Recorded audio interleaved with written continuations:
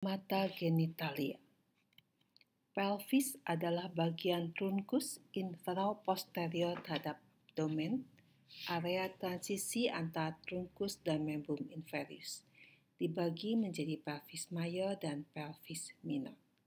Sedangkan perineum adalah area permukaan trunkus di antara regio femoralis dan nates, merupakan kompartemen dangkal inferior dari diafragma pelvis. Ossa singuli pelvisi terdiri dari os kokse kanan dan os kokse kiri, dan os sacrum dan os coccygeus.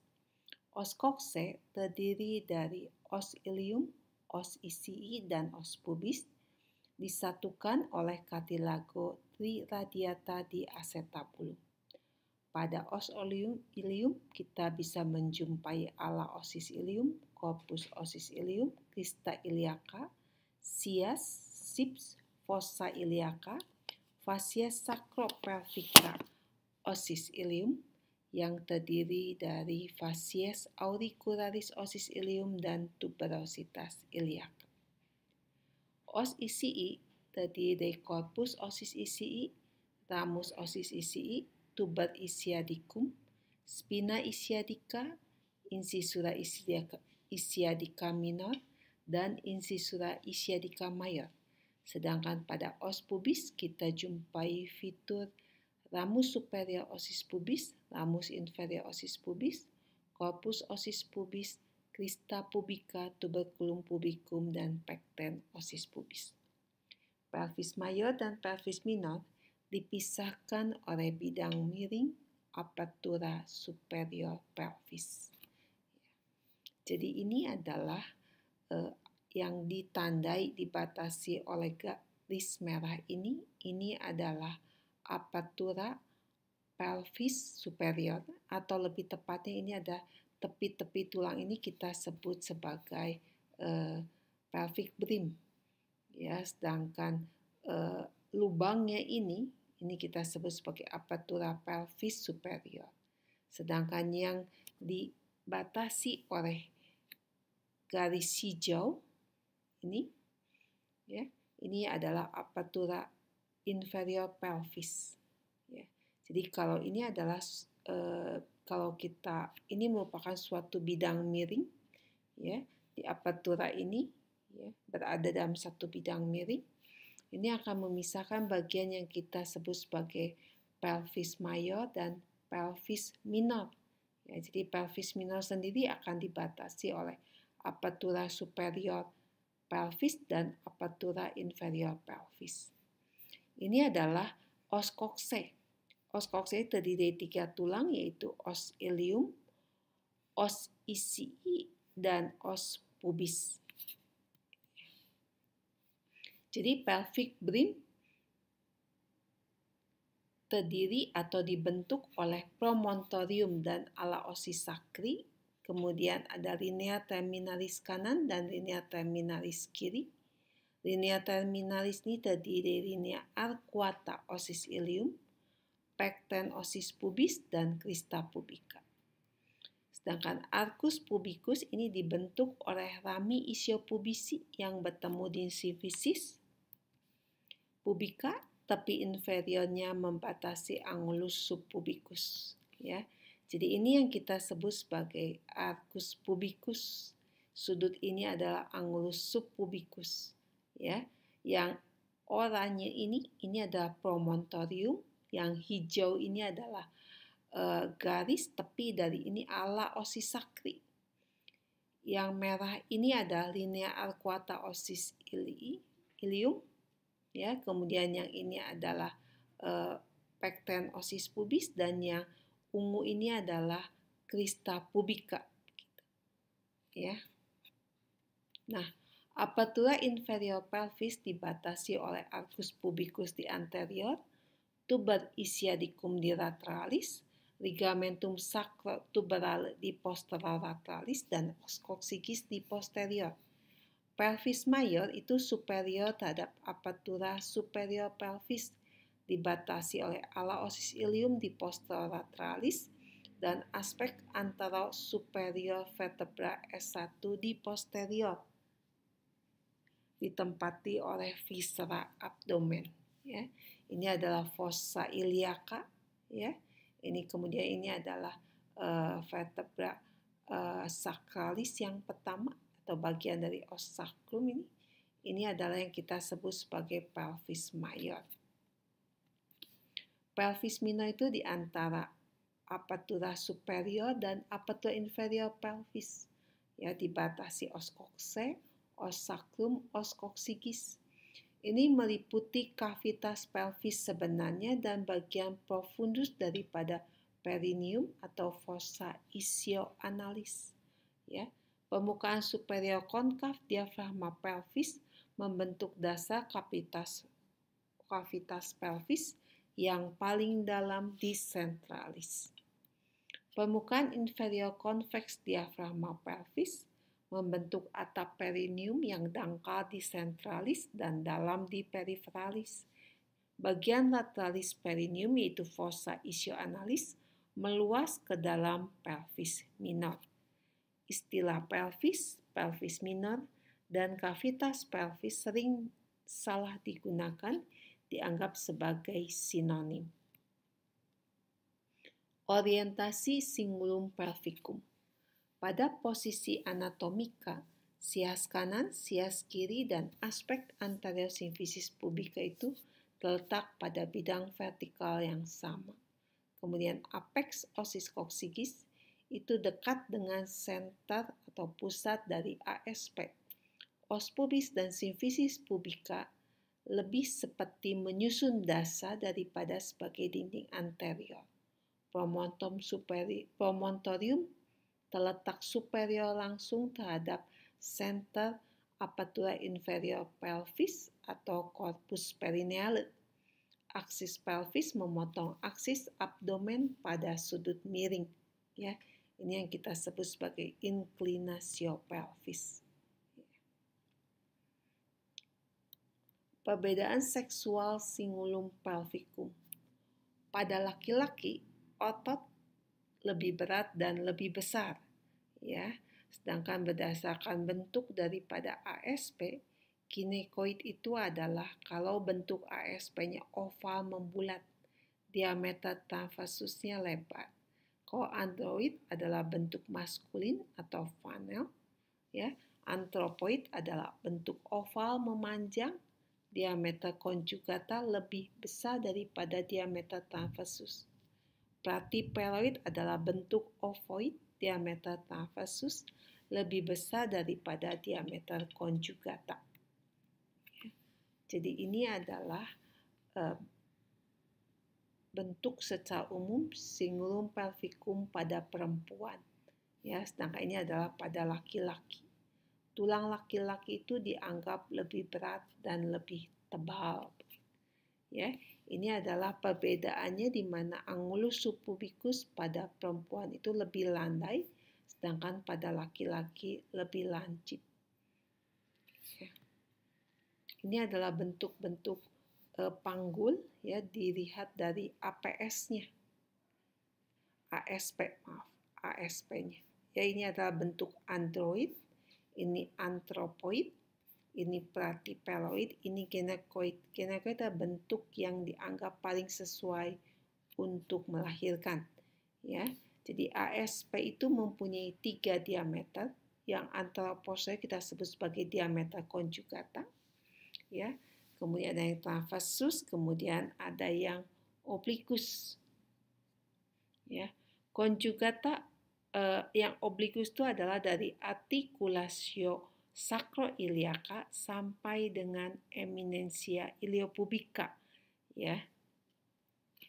Conjugata vera obstetrica itu adalah dari pertengahan promontorium ke tepi posterior superior simfisis pubica. Ini merupakan diameter conjugata yang paling kecil, ya. Kemudian ada conjugata diagonalis, yaitu dari pertengahan promontorium ke tepi inferior simfisis pubica.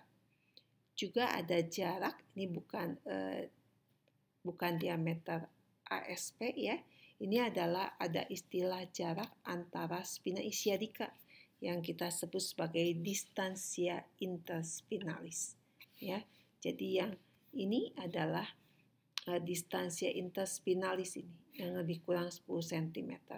Ya, ini ada diameter transversus, ini ada diameter oblikus seperti itu. Ya, ini ada yang bisa kita ukur itu adalah conjugata diagonalis, ya, dengan memasukkan dua jari ke dalam vagina, ya. Itu kemudian kita akan mencoba mencapai promontorium, ya. Nanti diukur panjang dari jari telunjuk, ya, yang bisa masuk, kemudian ditambahkan kurang lebih 1,5 cm karena biasanya yang bisa sampai itu adalah jari yang yang tengah, ya, sedangkan ini adalah yang dari bawah simfisis pubis, ya. Ini adalah ada beberapa conjugata, ya. Ini adalah conjugata vera anatomica, yang merah adalah conjugata vera obstetrica, sedangkan yang hijau adalah conjugata diagonalis, ya. Kemudian mengenai sendi pada singuli pelvisi, pada singulum pelvicum, ya, itu ada articulatio sacroiliaca, ya. Kemudian ada simfisis pubica, kemudian ada junctura lumbosacralis dan junctura sacrococcygeal. Articulatio sacroiliaca itu sebenarnya terdiri dari dua sendi. Yang anterior merupakan junctura synovialis, sedangkan yang posterior merupakan junctura fibrosa. Ya, berarti ini adalah syndesmosis, ya, dengan ligamentum sacroiliacum interosseum sebagai struktur yang menghubungkan antara tuberositas iliaca dan tuberositas ossis sacri. Ya. Articulatio sacroiliaca, walaupun bentuknya adalah junctura synovialis yang anteriornya, tapi gerakannya terbatas, ya, karena diperlukan untuk stabilitas, ya, dia untuk meneruskan berat badan dari skeleton aksiale ke skeleton ke skeleton appendiculare atau membrum superioris, ya. Nah, jadi nanti berat badan itu akan ditransfer dari skeleton aksiale ke ossa ilia, kemudian ke os femoris kalau kita berdiri, atau ke tuber ischiadicum kalau duduk, ya. Jadi ini adalah tuberositas ossis ilium, ini adalah ini tuberositas iliaca, ya. Sedangkan ini ada tuberositas ossis sacri. Ini facies auricularis dari masing-masing tulang. Nah, os sacri itu digantung di antara ossa ilia oleh ligamentum sacroiliacum posterius dan interosseum, ya. Nah, ligamenta sacroiliaca itu ada 3. Yang anterior itu tipis. Ini dianggap sebagai bagian anterior di stratum fibrosum capsula articularis. Ya, sedangkan yang interosseum itu yang berada di antara tuberositas iliaca dan tuberositas ossis sacri. Yang posterius itu dianggap sebagai lanjutan externus posterior ligamentum sacroiliacum interosseum. Ya. Nah, kemudian ada satu lagi ligamentum, itu iliolumbale, ya. Kemudian juga ada ligamentum sacrotubale dan sacrospinale. Ini sudah dibahas pada waktu blok 3 membrum inferius. Ya, jadi ligamentum sacroiliacum posterius nanti akan bergabung dengan serabut, ya, dari tepi posterior os ilium dan basis ossis coccygis menuju tuber ischiadicum. Ya, sedangkan kalau sacrospinal itu dari lateralis os sacrum dan os coccygis ke spina ischiadica.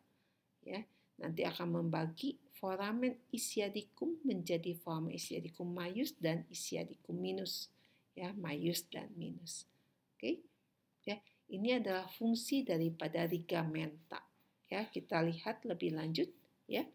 Ini adalah yang sacrotuberale, ya. Ini adalah yang sacrospinale. Ini adalah ligamentum sacroiliacum yang interosseum. Ini yang posterius, ya. Nanti di depan ada yang anterius, ya. Nah, ini ada ligamentum. Ligamentum ini dilihat dari anterior, ini dari posterior, ya.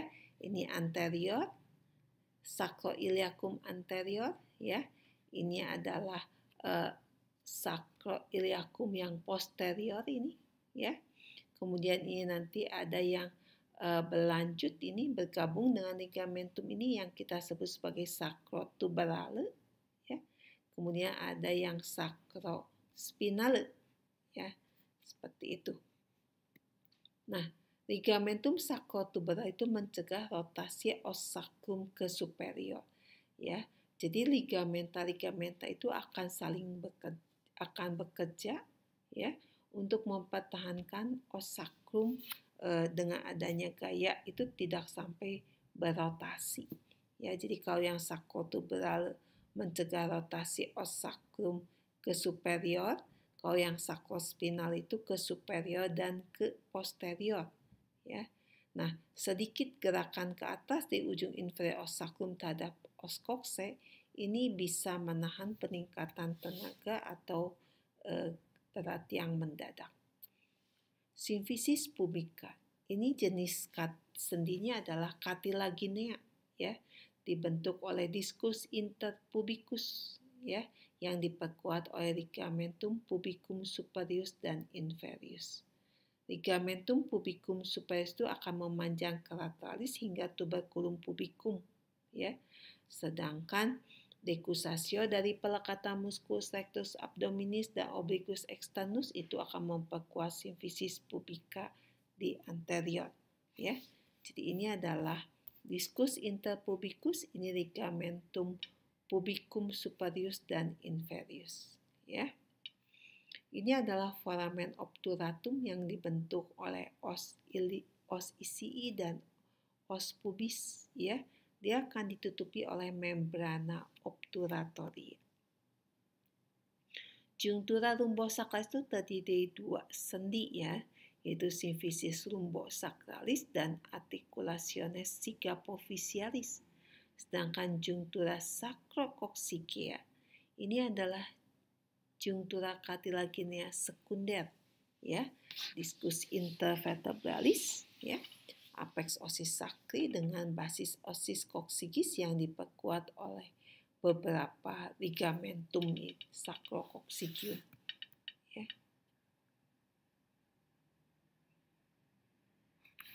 Nah, ini ada ligamentum sacrococcygeum posterius, ya.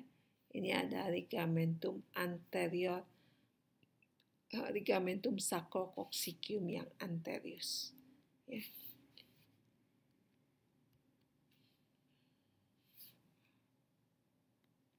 Nah, cavitas pelvis itu berisi bagian terminais ureter, vesica urinaria, rectum, organa genitalia, vasa sanguinea, vasa limfatica, dan nervi.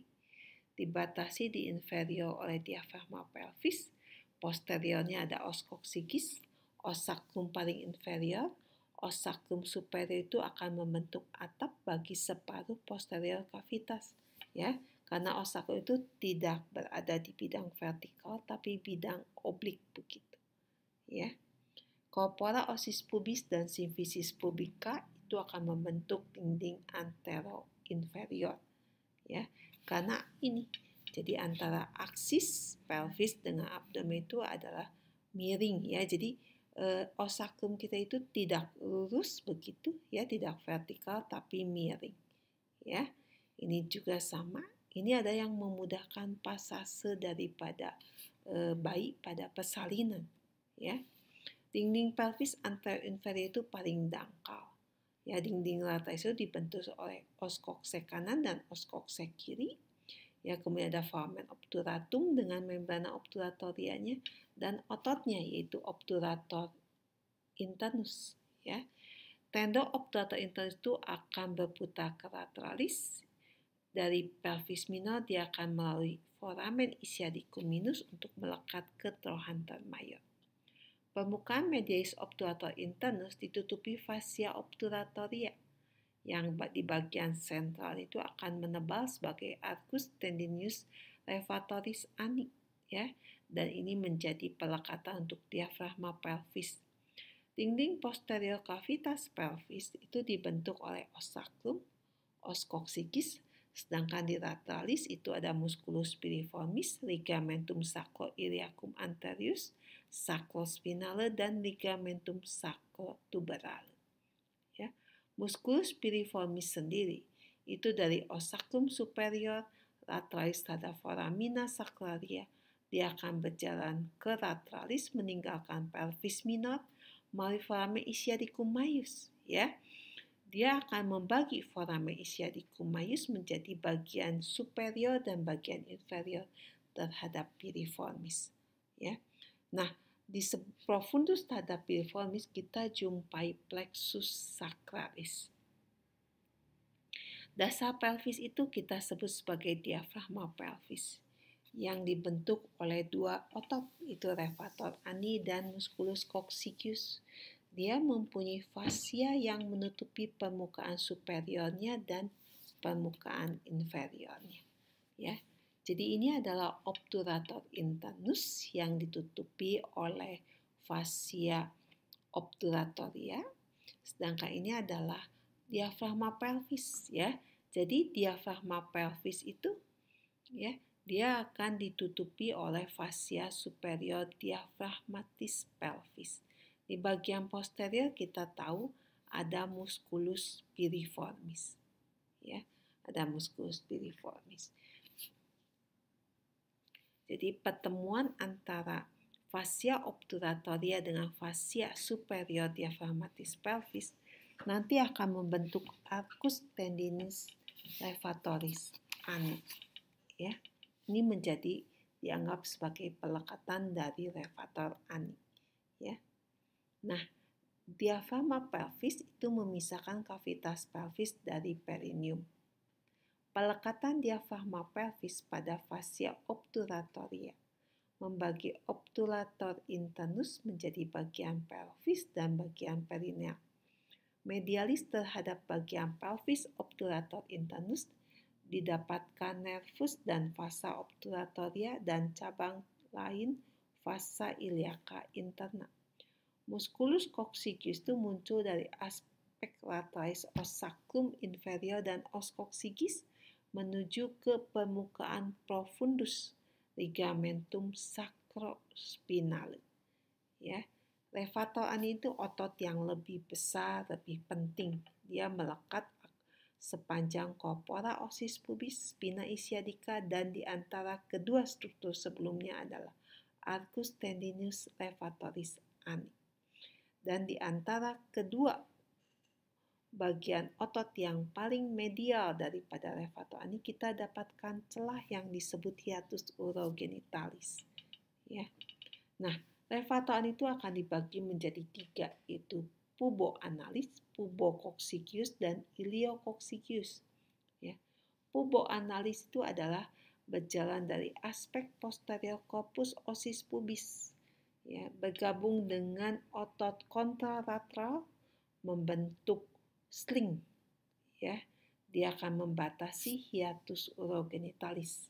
Otot yang lebih lateral itu adalah pubococcygeus, ya.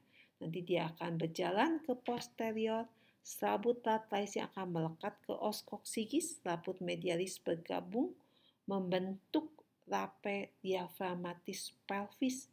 Ini adalah bagian dari suatu struktur yang kita sebut sebagai septum post analis, ya, septum. Jadi septum post analis itu terdiri dari rape diafragmatis pelvis dan ligamentum anococcygeum yang dianggap sebagai pelekatan daripada musculus sphincter externus ani, ya. Kemudian juga dari musculus pubococcygeus ini nanti ada slip muskular yang akan membentuk puboprostaticus atau pubovaginalis dan puboperinealis. Ini adalah otot yang ketiga, yaitu iliococcygeus. Ini kurang berkembang. Dia akan bercampur dengan septum post analis. Levator ani itu akan berkontraksi tonik untuk menyokong viscera abdomen dan viscera pelvis. Dia akan mempetakan urinary continence dan fecal continence. Nah, kalau kita sedang batuk, bersin, muntah, itu levator ani akan berkontraksi dengan aktif, ya. Ini adalah ketiga otot levator ani, ya, dilihat dari inferior. Ini adalah musculus coccygeus. Ya, jadi seperti ini, ya. Ini ada hiatus urogenitalis, ya, yang dibatasi oleh pubo analis, ya. Jadi ini ada pubo analis ini, ya, pubo analis. Dulu istilahnya adalah pubo rectalis, tapi istilah yang baru sekarang ini adalah pubo analis ini. Ya, ini di sini masih pubo rectalis, ya. Kali ini dianggap dia bukan melekat pada rektum, tapi pada anus, ya. Jadi ini kalau dulu dari pubo pubo anus itu dianggap sebagian dari pubo coccygeus, tapi sekarang pubo anus adalah nama untuk pubo rectalis. Ya. Nah, seperti ini, ya. Jadi ini ada yang kita sebut sebagai septum post analis, ya, yang terdiri dari ligamentum anococcygeum, dan di sebelah profundusnya kita jumpai yang kita sebut sebagai rape diaphragmatis pelvis, ya. Nah, kontraksi aktif dari pubo analis ini akan mempertahankan fecal continence, ya, setelah pengisian rektum atau selama peristalsis ketika rektum penuh dan sfinkter dihambat. Levator ani itu akan berelaksasi untuk miksi dan defekasi. Levator ani akan mengelevasi dasar pelvis setelah relaksasi dan turunnya diafragma pelvis yang terjadi selama miksi dan defekasi. Ya.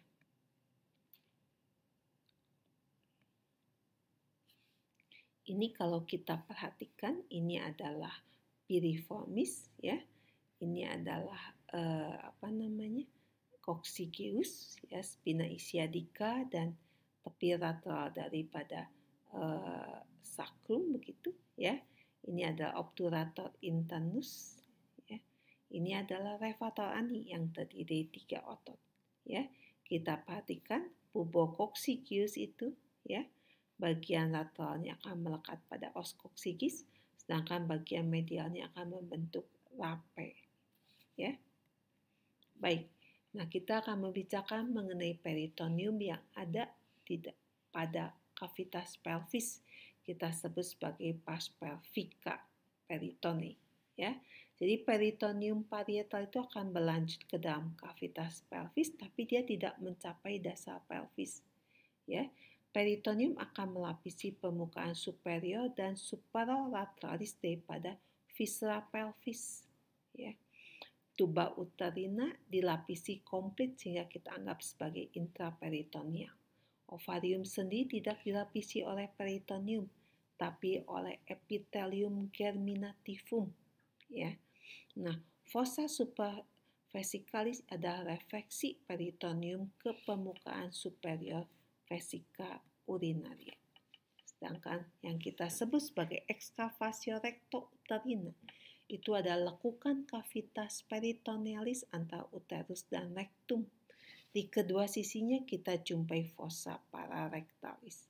Kemudian yang kita sebut sebagai plica recto uterina, itu tonjolan peritoneum yang merupakan batas lateral fossa pararectalis. Kemudian juga ada ligamentum latum uteri, ini juga dibentuk oleh peritoneum.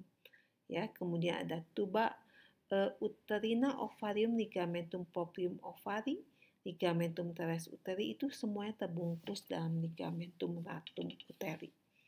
Jadi kalau kita lihat, ya, yang biru ini menggambarkan peritoneum, ya. Jadi peritoneum itu akan menutupi, ya, dinding dan viscera pelvis. Ya, yang nomor 8 itu adalah excavavatio recto uterina.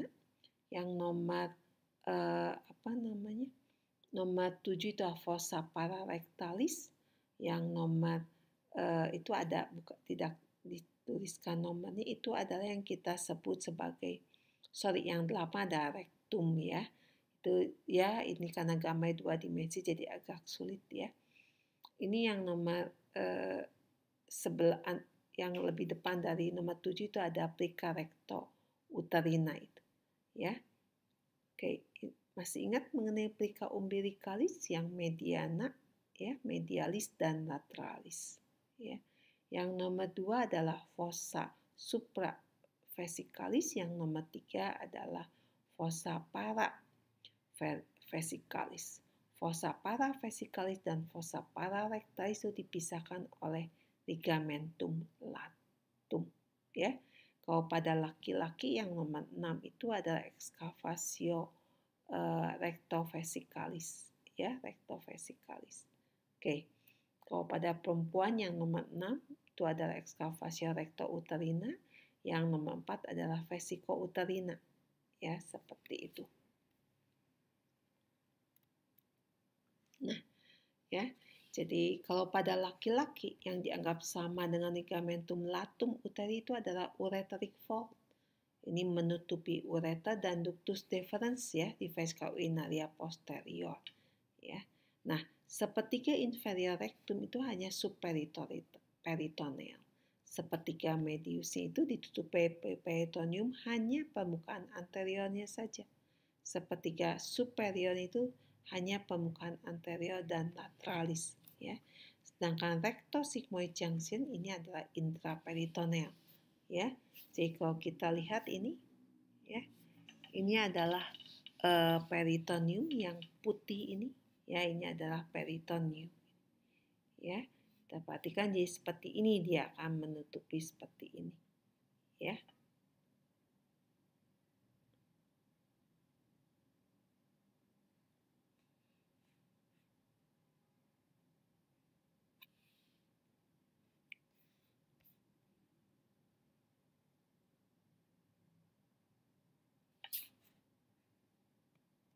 Ya, ini menggambarkan apa namanya?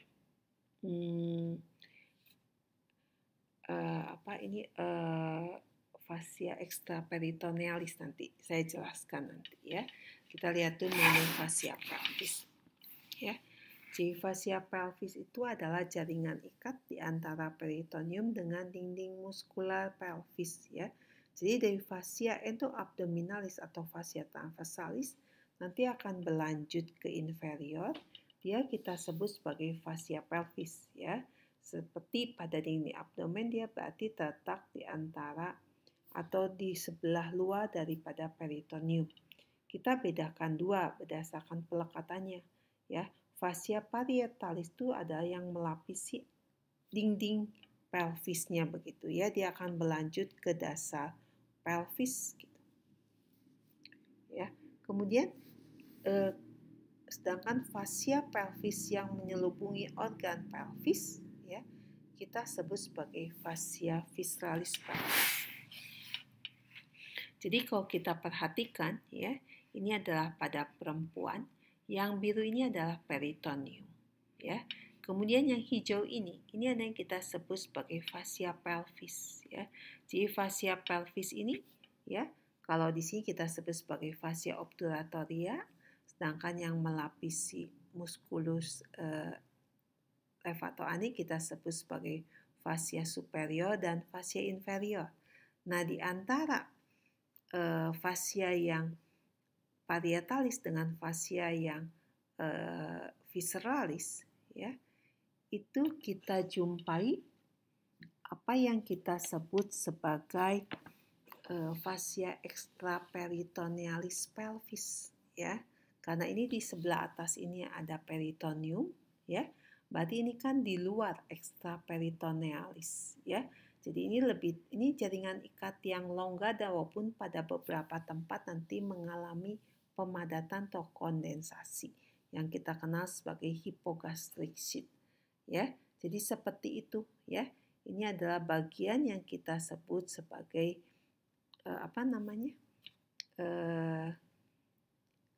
fascia extraperitonealis pelvis ya. Nah, Ada yang kita sebut sebagai arcus tendinus fascia pelvis, ya. Ini adalah pertemuan dari fascia parietalis dan fascia visceralis pelvis yang tadi, ya. Jadi fascia begitu bertemu di fascia parietalis itu akan menebal. Ya. Nah, bagian paling anterior dari arcus tendinus fascia pelvis itu kita sebut sebagai ligamentum laterale puboprostaticum pada laki-laki atau pubovesicale pada perempuan. Bagian paling posteriornya, ya, itu kita sebut sebagai ligamentum sacrogenitale, ya. Sedangkan kalau keratra di fascia visceralis pelvis, ya, dari ke arcus tendinus fascia pelvis itu yang kita sebut sebagai paracorpium, ya.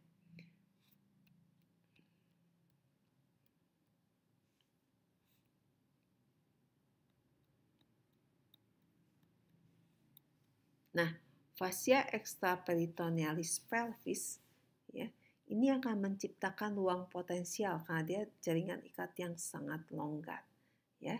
Jadi fascia extraperitoneal pelvis itu sampai kita sebut sebagai spatium retropubicum atau prevesicale, retrorectale atau presacrale karena jaringan ikat longgar ini menciptakan ruang potensial. Nah, tapi ternyata ada juga beberapa bagian yang mengalami kondensasi. Sehingga kalau kita disebutkan, kalau kita memasukkan jari, ya, tangan yang satu ke spatium retropubicum, jari-jari tangan yang lain di spatium retrorectale, kemudian kita berusaha di sebelah lateralis kan karena viscera pelvis itu ada di tengah, ya. Ya, tadi kita mencoba untuk saling bertemu, ini tidak bisa karena adanya hypogastric seat ini, ya, yang memisahkan kedua spasia tadi. Dibagi menjadi 3 lamina hypogastric. Yang antara itu kita sebut sebagai ligamentum lateralo-vesicae, ya. Di dalamnya itu ternyata ada fossa vesicalis superior. Kalau yang posterior kita sebut ligamentum lateral recti, ya. Di dalam itu ada fossa anorectalis media. Sedangkan yang tengah-tengahnya pada laki-laki kita sebut sebagai fascia recto-prostatica, pada perempuan ligamentum cardinale. Selain ruangan yang tadi, juga ada pelvirectal space, ya, yang dibagi menjadi recto-uterine dan recto-vesical space ini, ya, dan rectal space oleh ligamentum laterale recti ini, ya, recto-uterina dan retrorectal space. Jadi ini adalah kalau pada perempuan, maaf, ini adalah lamina yang anterior, ya, yang kita sebut sebagai ligamentum laterale vesicae, ya. Yang posterior itu kita sebut sebagai ligamentum laterale recti, ya. Sedangkan kalau pada perempuan yang tengah-tengah itu ada ligamentum cardinale, ya. Kalau pada laki-laki ini ada ligamentum laterale recti, ya, kemudian ada yang ini lateral recti, ini ada ligamentum laterale vesicae, ya. Ini ada hypogastric seat yang antara kedua ini tidak bisa ketemu kita, ya, tidak bisa ketemu gitu, ya. Oke. Nah, ini ada arteria pelvis, ya.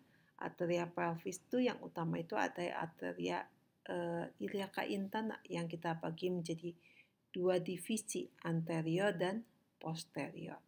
Yang termasuk dalam divisi anterior itu ada arteri umbilicalis yang terbagi menjadi pars occlusa dan pars patens, ya.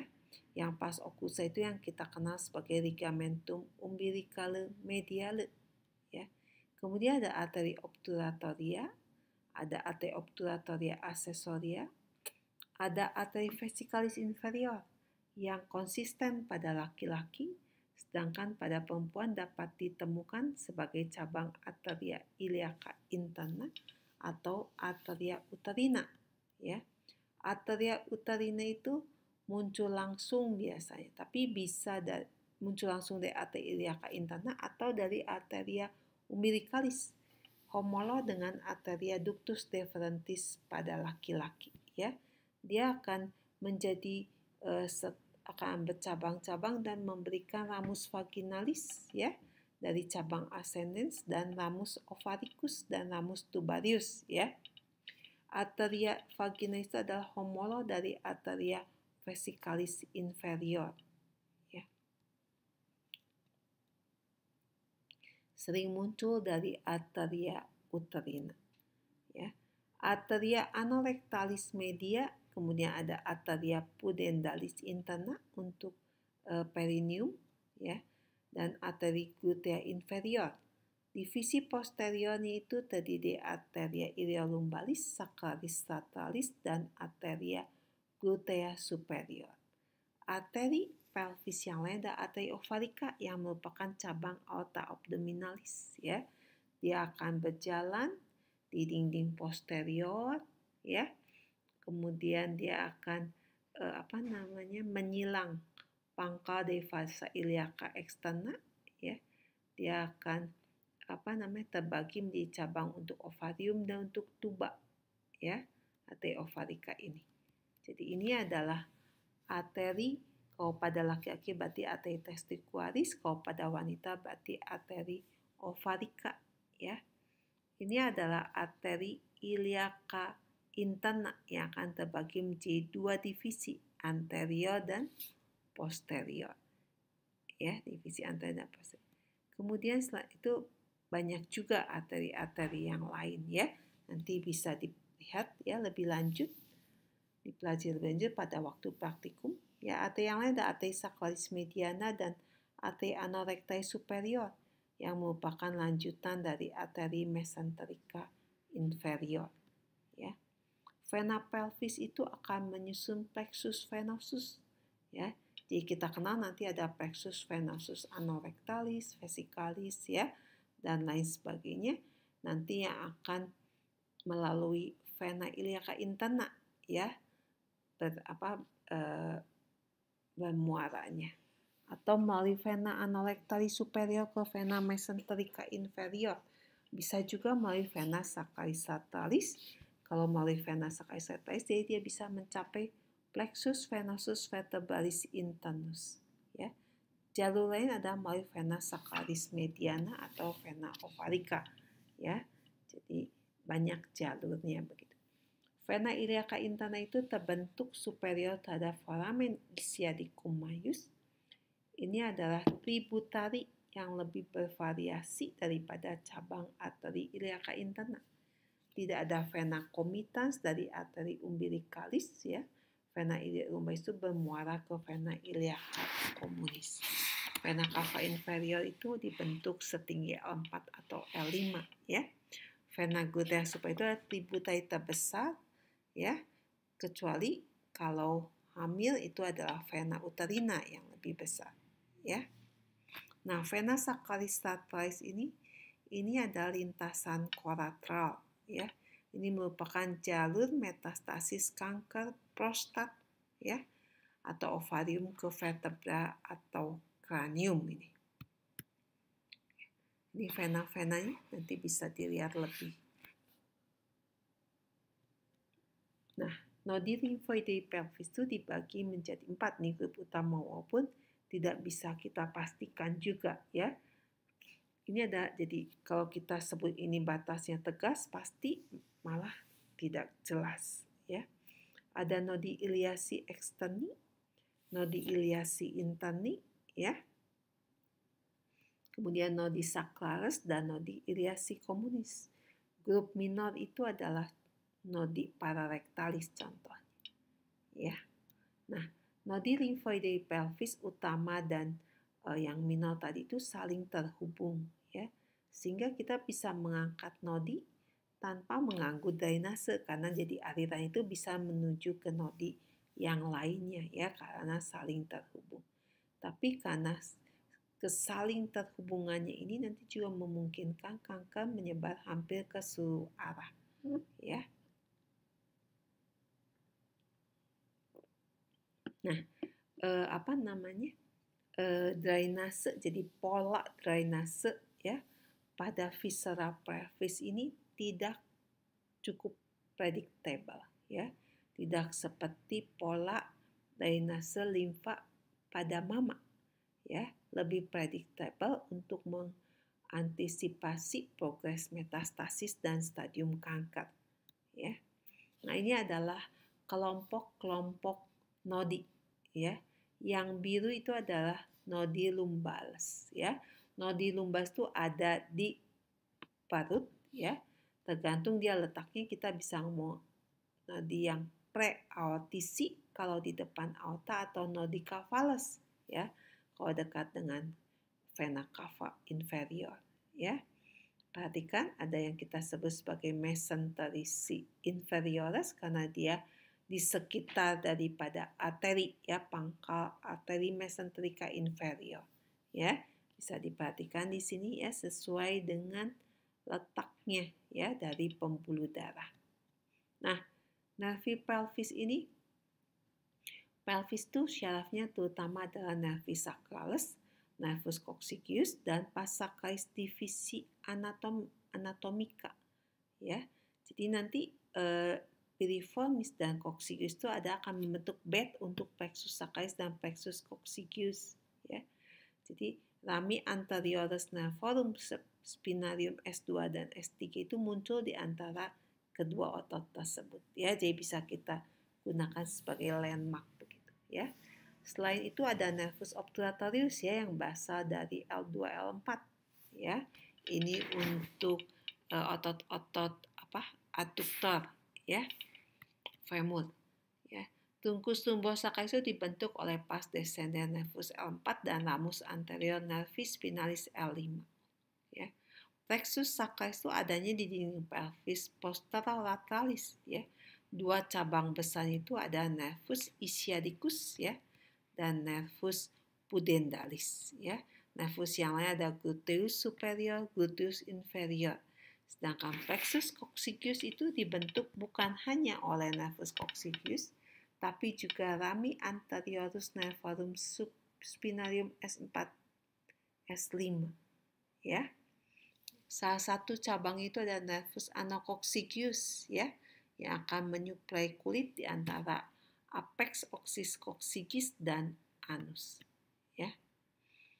Nah, ini adalah yang kita sebut sebagai trunkus ya. Trunkus lumbosacralis ya. Kalau ini adalah plexus sacralis ya, plexus sacralis. Kemudian ada ini plexus coccygeus ya, plexus coccygeus, ada nervus anococcygeus ya. Nah, ini mungkin lebih jelas ya. L4, L5 ya, kemudian ada yang bentuk plexus sacralis ya. Kemudian ada juga yang membentuk plexus S4, S5 dan nervus coccygeus ya, membentuk plexus coccygea ya. Dari plexus sacralis ini ada nervus ischiadicus ya, yang besar ya.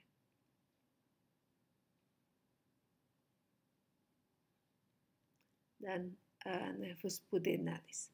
Nah, nervus otonom ya, ini ada 4 rute. Trunkus sympathicus sacralis, ini simpatis ya untuk membrum inferius. Kemudian plexus periarterialis, ini juga simpatis ini ya. Dia vasomotor untuk arteri anorectae superior, ovarica dan arteri iliaca interna dan cabang-cabangnya ya. Kemudian plexus hypogastricus ini juga membawa selaput simpatis. Ini paling penting untuk viscera pelvis. Sedangkan yang membawa parasimpatis ada nervis flangici pelvisi ya. Trunkus sympathicus sacralis itu mempunyai 4 ganglion ya. Ganglionnya ini itu nanti akan ada ganglion impar ya di medianus anterior terhadap os coccygeus ya.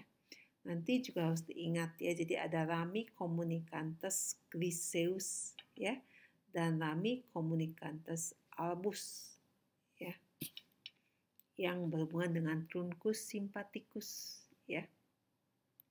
Nah, fungsi utama daripada truncus sympathicus sacralis itu adalah menyediakan serabut postsinaptik simpatik, ya, untuk membrum inferius, ya. Kalau plexus hypogastricus itu nanti ada yang superior dan inferior, ya. Kalau pada awalnya serabutnya itu hanya simpatis dan afferent visceral, ya. Nanti kemudian dia akan mendapatkan tambahan dari nervi splanchnici pelvici, ya, yang membawa serabut parasimpatis. Ya, begitu. Jadi nanti itu yang bagiannya nanti yang mengandung serabut yang parasimpatisnya itu yang kita sebut sebagai plexus hypogastricus inferior. Ya, seperti itu. Nah, nanti dari plexus hypogastricus inferior ini nanti akan membentuk subplexus, ya, yang untuk viscera pelvis yang secara bersama-sama itu kita sebut sebagai plexus pelvicus. Ya, plexus pelvicus begitu. Nah, serabut simpatis pelvis itu tidak menghasilkan fungsi pilomotor untuk kontraksi erector pili dan kontraksi dinding pembuluh darah, ya, karena pelvis itu tidak meliputi area kutanea, gitu, ya. Serabut parasimpatis itu akan menstimulasi kontraksi rektum dan vesika urinaria. Jadi untuk vasomotor itu berasal dari plexus periarterialis, ya, tadi kita lihat, ya. Nah, serabut parasimpatis dalam plexus prostaticus itu akan berpenetrasi ke dasar pelvis untuk mencapai badan erektil genitalia externa untuk menghasilkan ereksi, ya. Jadi ini adalah persyarafannya. Ini adalah plexus hypogastricus, ya, yang nanti akan berlanjut dengan plexus intermesentericus begitu, ya. Nanti yaitu akan menjadi dua nervus, yaitu nervus hypogastricus dextra dan sinistra. Nanti dia akan bergabung dengan nervus splanchnici pelvici, ya. Dia akan menyebar seperti kipas. Ini yang kita sebut sebagai plexus hypogastricus inferior. Jadi plexus hypogastricus inferior mengandung serabut simpatis, parasimpatis, dan afferent visceral, ya, seperti itu. Nah, ini adalah persiapan afferent visceral pelvis yang harus dimengerti pada awal itu adalah garis nyeri pelvis, ya. Jadi serabut afferent visceral yaitu serabut nyerinya yang terletak dari organ-organ yang letaknya ini kecuali untuk organ atau viscera abdomen, ya. Untuk viscera pelvis berlaku ketentuan ini, ya. Jadi untuk organ atau struktur dari organ yang berada, ya, di atas garis nyeri pelvis, serabut nyerinya itu akan dihantarkan bersama serabut simpatis retrograd, ya. Jadi dia akan menuju pars thoracica dan pars lumbalis medulla spinalis. Sedangkan kalau semua serabut refleks, ya, visceral, afferent visceral yang bersifat refleks itu akan berjalan bersama serabut parasimpatis, ya. Juga ini adalah serabut nyeri visceral dari struktur yang berada di bawah garis nyeri pelvis, ya. Dia akan menuju ganglia spinalia, ya, dari S2 sampai S4 seperti itu. Nah, jalur yang dilalui nah ini yang tadi yang kita sebut sebagai garis nyeri pelvis, ya. Nah, jadi garis nyeri pelvis itu adalah garis bawah dari peritoneum, ya. Jadi batas inferior daripada peritoneum, ya. Oke, nanti ini kamu bisa baca. Jadi nanti dari kalau retrograd itu berarti mulai plexus hypogastricus, plexus aorticus, nervus splanchnici lumbalis, truncus sympathicus lumbalis, ya. rami comunicantes albus untuk mencapai perikardion di ganglia spinalia thoracica inferior atau lumbaris superior. Ya, ini apa? Jadi kalau kita sebut apa? Jalan baliknya seperti itu. Ya. Oke. Jadi saya kira sudah selesai ya sistema genitalia yang pertama. Dilanjutkan dengan sistema genitalia yang kedua. Ya.